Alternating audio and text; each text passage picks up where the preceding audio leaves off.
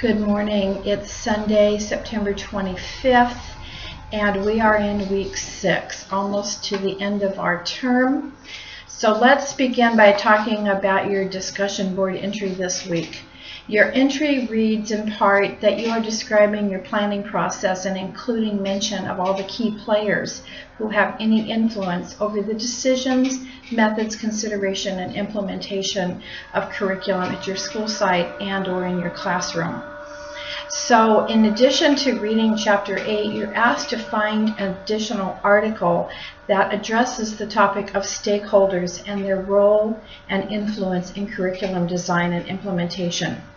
Remember that stakeholders include parents, your colleagues, the type of students that you have in your classroom, whether you have some special ed students, inclusion students, advanced learners, and also your administration. So I'm confident that you will be able to find some good articles. I noticed when you did your library orientation, you submitted some really good articles there. You've had that orientation on where to find them. So if you have any problems with that, send me an email and we'll talk about it. But I'm confident that you all are really learning how to locate the kinds of articles that you need. Secondly, I want to talk about assignment 6. This, in my mind, is by far the most lengthy assignment in the course, and I hope that you began with this last week because it is time-consuming. On the directions at the bottom of that page, there are some templates that are being offered. You can use any of these templates you like. My preference is the last one. The reason I prefer that template is that's the template that is used by the authors. It is a Word document. I think they all are Word documents as I looked at them. So please understand that the Word documents for this template will not translate into a Google Doc. The format will change. I'm not as concerned about the format as I am about the content. So if you want to copy that kind of format into Google Doc, that's fine with me. In the directions, it says you need a new template for each lesson. However, for my purposes, you can simply add your lessons one after another in stage 3. Just mark them as lesson number 1, lesson number 2, etc. You are being asked to submit at least 5 complete lesson plans. So you are submitting an actual lesson plan with all of the materials and plans that you need to teach that. The directions say that someone should be able to pick up your lesson plan and teach this to your class. You will not have to include your objectives in each lesson plan because they are stated at the beginning of your unit. One of you emailed me and asked if the enduring understandings and essential questions needed to be changed with each lesson. The answer to that is no. Those EQs and enduring understandings remain the same across the unit. Within that stage 1, you also stated what you wanted your students to learn and be able to do.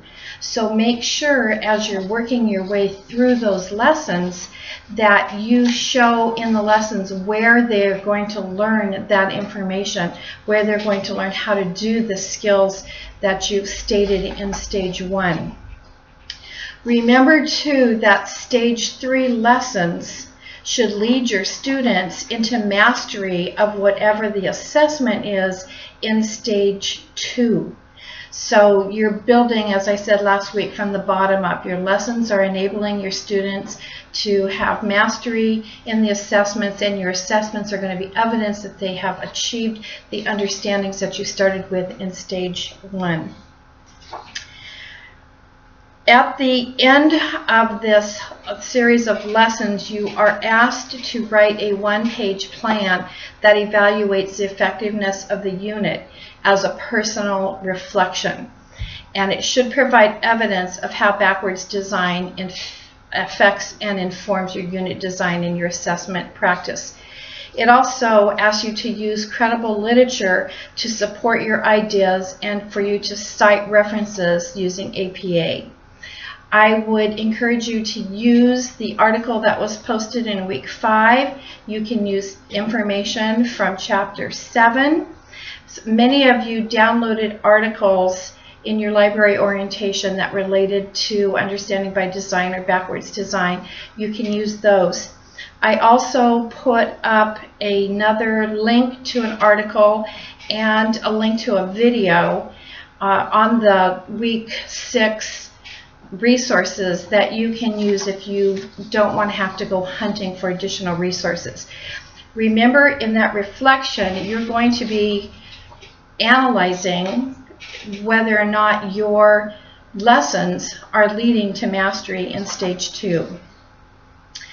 It also asks you to consider differentiation and to include extensions and adaptations, making sure to clearly indicate these by italicizing to place emphasis, and so that differentiation methods can be clearly located by your instructor. I would appreciate that way of noting that so it is easy for me to find. Between each lesson, you are to include supplemental materials, assignments, activities for that lesson before proceeding with the subsequent lesson. I would just build those into each lesson. At the beginning of the lesson, you might even just list what are the materials, what's the differentiation you're going to provide, what are the extensions you're going to provide, and then you are in week 8, the next 2 weeks, you're working on the final assessment piece. So right now, what you're putting in there are just some formative assessments. You might include in there things like how do you check for understanding, tickets out the door, short quizzes, any of those kinds of things. I posted on this week also some information from the California framework for ELA about assessments and what's different between formative and summative. You may be familiar with that, but if not, take a look at those resources. There's also some examples in there from those pages of the, I think it's chapter 8 of the framework. So take a look at that.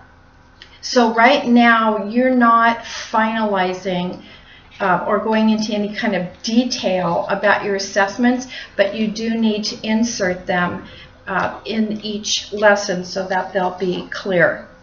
You are asked to cite all sources within the body of the lesson plan and add the full APA formatted reference to a reference page. So any articles, materials, wherever you're getting your lessons from can be cited, and any resources that you use, put those into a separate reference page at the end. The last thing that I want to tell you about this assignment is you need to follow the rubric. The rubric is extensive. I think it has about 6 areas that you need to follow. I grade on the rubric. So please, please, please look carefully at what's being asked in the rubric. If those pieces are missing, then you will miss those points. Anything that is not on the rubric, I can't grade you on because it's not required. So look at that very carefully. I really don't have a lot of other information for you this week. It's going to be a long assignment. I would get started on it quickly. Also, if you're using a unit that you've already done, I want you to, again, challenge yourself to look at it through fresh eyes, look at your assessments differently, and see how you are aligning this in light of what you have learned.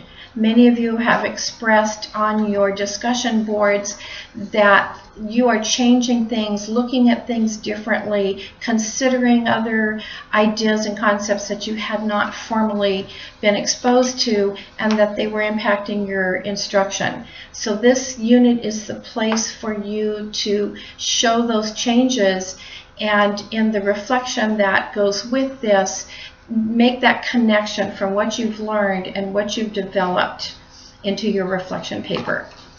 Okay, so that's all I have for you this week. I know it's going to be a lot of work, but I hope that the resources I've added to Blackboard will be of some help to you. So we're nearing the finish line. Have a great week, and I will talk to you next Sunday.